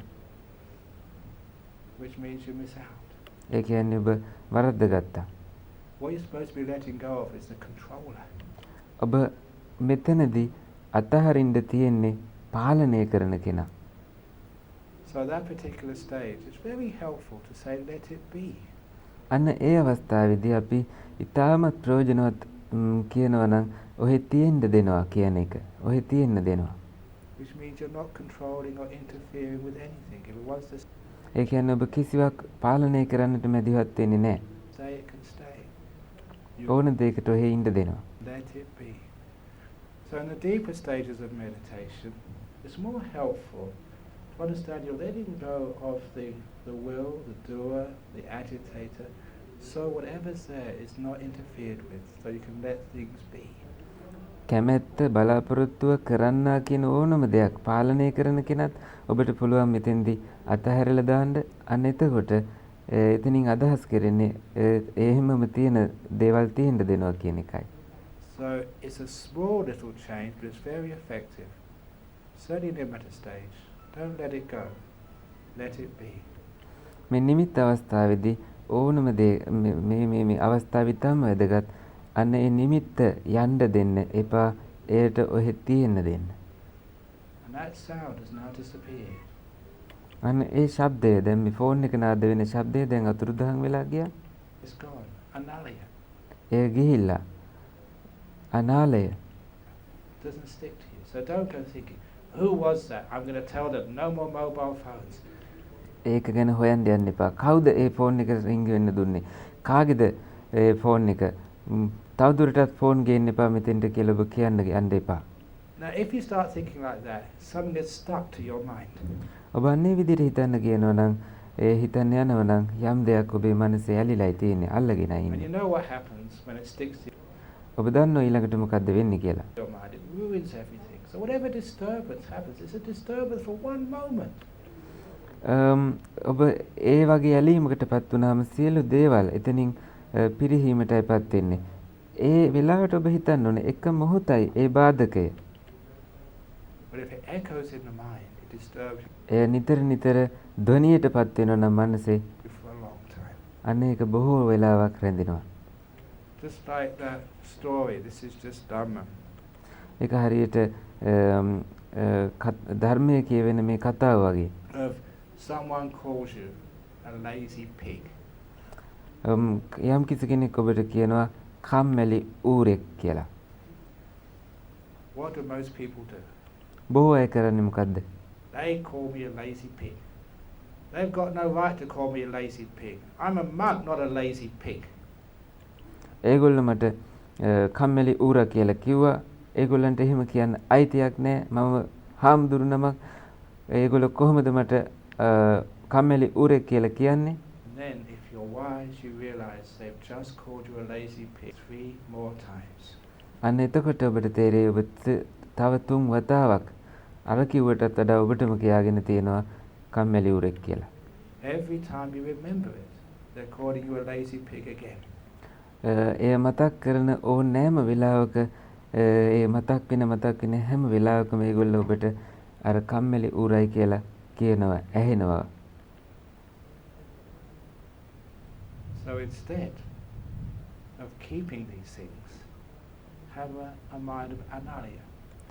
අන්න ඒ දේවල් තියාගන්නේ නැතුව මනසේ වෙනුවට ඔබට කරන්න තියෙන්නේ අනාලය මනසක් ඇති කරගන්න. Call you a lazy pig, and it's gone, finished. You don't කවුරු හරි ඔබට කම්මැලි ඌරා කියලා කිව්වා ඒ ගියා ඉවරයි. එතනින් ඉවරයි. even remember it. ඒ මතක තියාගන්න යන්න එපා. In other words, it doesn't stick to your mind. වෙන වචන වලින් කියනවා නම් ඒ තව දුරටත් ඔබේ මනසේ ඇලෙන්නේ නැහැ. Which means they can only call you a lazy pig once. ඒකින් අදහස් වෙන්නේ ඒගොල්ලන්ට ඔබ කම්මැලි ඌරෙක් කියලා ඔබට කියන්න පුළුවන් වෙන්නේ එකම එක වතාවයි. And then it's finished with. අනේන් ඉවරයි ඒක. Instead of 3 times, 10 times, 100 times.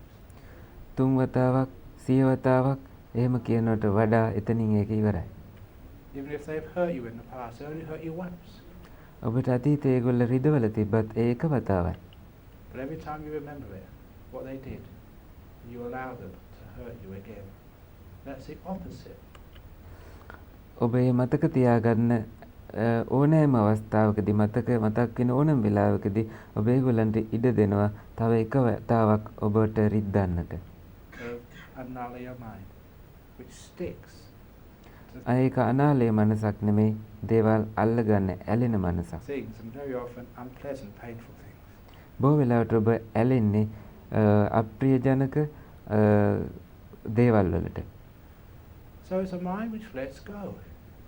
Nothing sticks to it, which means it's pure and peaceful and still. මේ වගේ මනසක් ඊටාම සාමකාමී පිරිසිදුයි. ඒ වගේම නිශ්චලයි. You're letting go. ඔබ අතහරිනවා. So those are the 4 ways of letting go. අන්න ඒ තමයි අතහැරීමේ ක්‍රම 4 which were described by the Buddha in the බුදුරජාණන් වහන්සේ විසින් දේශනා කළ තියෙන විදියට. very first teaching, the Dhammacakkappavattana Sutta. ඒක උගන්වලා තියෙන ධම්මචක්කප්පවත්තන සූත්‍රයේ පළවෙනිම ධර්ම දේශනාවේදී. And sometimes you just pass through these things. සමහරවිට ඔබ මේවා ඔහි කියවගෙන යනවා. පහු කරගෙන. And just thinking about the craving, the ending of craving, and the ඔබ නිකම්ම හිතන්නේ මේ තෘෂ්ණාව කෙලවර කිරීම ගැන විතරයි. eightfold path. So I've just focused on a very small part of a very major sutta, a tiny part. ඊටාම කුඩා කොටසක් ප්‍රධානම සූත්‍රයක අන්න ඒකයි අපි මේ කතා කළේ. There's immense help, especially for the practice of meditation. විශේෂයෙන්ම භාවනා පුහුණුවේදී තාම ප්‍රබල වශයෙන් උදව් වෙන කරුණු හතරක් මේ. I'm not just telling you letting go, I'm telling how to. නමුත් මම ඔබට අතහරින්න කියනවා විතරක් නෙමෙයි එය කරන විදියයි මේ කියලා දුන්නේ. Let go. Give, expecting nothing back in return. No කිසිවක් බලාපොරොත්තු වෙන්නේ නැතිව දෙන්න. expectation. කිසිම බලාපොරොත්තුවක් නැතිව. In English, expectation is the opposite of inspectation. ඉංග්‍රීසියෙන් කියලා කියන්නේ ඉංග්‍රීසියෙන් දෙයක් බලාපොරොත්තු වෙනවා කියන එක අනිත් පැත්ත තමයි දෙයක් ඉන්ස්පෙක්ට් කරනවා කියන එක. ඒ කියන්නේ පරීක්ෂණයක් පවත්වනවා, පරීක්ෂණය කරනවා වගේ. You're not inspecting, not looking inside, you're looking somewhere else in the future. යම් දෙයක් අනාගතයේ බලාගෙනයි ඔබ ඒ දේ කරන්නේ. ඔබ දේවල් පරීක්ෂණය කරනවා. No expectation. කිසිම බලාපොරොත්තුවක් නැහැ. See how much you can get rid of. ඔබට උත්සාහ කරන්න කොච්චර තියනවද ඔබට ගැලවිලා යන්නට මොනතරම් දේවල් තියනවද කියලා ඒව යන්න දෙන්න අතහරින්න. Trying to attain something. Don't think that ඔබ කිසිවකට කිසිම දෙයක් ලබන්නට කිසිම දියුණුවක් ගන්නට භාවනා කරනව නෙමෙයි. so what is a certificate I will give you at the end of this retreat. So සෝවාන් වෙන්න යනවා කියලා හිතන්න එපා. මම භාවනා පුහුණු අගදිත් මේක විස්තර කරන්නම්. one is tearing up all certificates. You don't exist. Who can be a so one? It's only when you disappear, when you don't want to be a so one, then you can be a so one. If you want. සෝවාන් වෙනවා කියලා කියන්නේ ඔබ තව දුරටත් යම් ඔබ කියන හැඟීමවත් තව දුරටත් නැහැ කියන එක. කාටද එතකොට සෝවාන් වෙන්න පුළුවන්? ඒ කියන්නේ කිසිවෙක් නැහැ කියන තැනදී අන්න එතෙන්දී ඔබ සෝවාන් බවට පත් වෙන්නේ. To be no way. වෙන ක්‍රමයක් නැහැ. So these aren't spiritual attainments. They're spiritual disappearances, vanishings, the opposite of materialism. මේ භෞතිකව සිටීමේ විරුද්ධ පැත්තයි මේ ආධ්‍යාත්මිකව මම මේ විස්තර කළේ. ආධ්‍යාත්මිකව ඔබ ලබා ගන්නා වූ දේවල් මේ විදියටයි ලබන්න තියෙන්නේ. It's throwing things away. දේවල් විසිකිරීමෙන්. Not getting more things. තව දේවල් ලබා ගැනීමෙන් නෙමෙයි. And it's freedom. Freedom from desire. ඒක තමයි නිදහස. ආශාවන්ගෙන් නිදහස් වීම. From wanting. දේවල් ලබා ගැනීමට ඕන කමින් නිදහස් වීම. Just happy to be here, wherever ඔබ මෙහි සිටීමට කැමති සතුටුයි. that happens to be. And lastly, a mind to which nothing sticks. ඒ කියන්නේ අන්තිමටම ඔබ ලබා ගන්නේ කිසිවක් ඇලෙන්නේ නැති මනසක්. The last moment it could have been a great jhana. It's gone now. ඔබට අන්තිමටම රැඳෙන්න පුළුවන් මේ ශ්‍රේෂ්ඨ උතුම් ධානවල. Nothing to do with me. එතෙන්ට ආව කිසිවක් මා සමග එහි කරන්න දෙයක් නැහැ. Nothing sticks to you. කිසිවක් ඇලෙන්න නැහැ දෙයක්. Which means you're totally free. එයින් අදහස් වෙන්නේ ඔබ සම්පූර්ණයෙන්ම නිදහස්. You travel through the path of meditation. ඔබ භාවනා මාර්ගයේ ගමන් කරනවා. Having no baggage. කිසිම මල්ලක් අල්ලගන්නේ එල්ලන් යන්නේ නැතිව. Those are the four ways of letting go. අන්න ඒ හතරයි අතහැරීමේ ක්‍රම හතර. According to the Buddha. බුදුහාමුදුරුවන්ට අනුව. If you understand those, your path of meditation is so easy. ඔබ ඒ හතර තේරුම් ගන්නවා නම් ඔබේ භාවනා මාර්ගය ඉතාමත් ලෙහෙසි වෙනවා. Understand how to let go. Oh, I didn't mention. තේරුම් ගන්න කොහොමද අතහරින්නේ? Later on, just change the word slightly to letting be. මට කලින් මේ කියන්න බැරි වුණා. මම පස්සේ මතක් කරන්නම් මේ letting go අතහැරීම කියන එක let it be කියන වචනයට ඒ කියන්නේ තියෙන්න දෙන්න. ඔහේ ඉන්න දෙන්න කියන වචනයට අපි චුට්ටක් හරව ගන්නවා. And then you find you're not throwing away nimittas and the beautiful stuff. You're letting it be. අන්න එතකොට ඔබ තේරුම් ගන්නවා නිමිත්ත වගේ දේවල් ඔබ විසි කරන්නේ නැහැ. ඔබ ඒවට ඔහෙ තියෙන්න දෙනවා. You're throwing the stuff which stops the nimittas developing. ඔබ එතකොට විසි කරලා දාන්නේ නිමිත්ත දියුණු වීමට පාදක වෙන දේවල් විතරයි. Let it be. ඔහෙ තියෙන්න දෙන්න. That's the talk this evening. The 4 ways to letting go.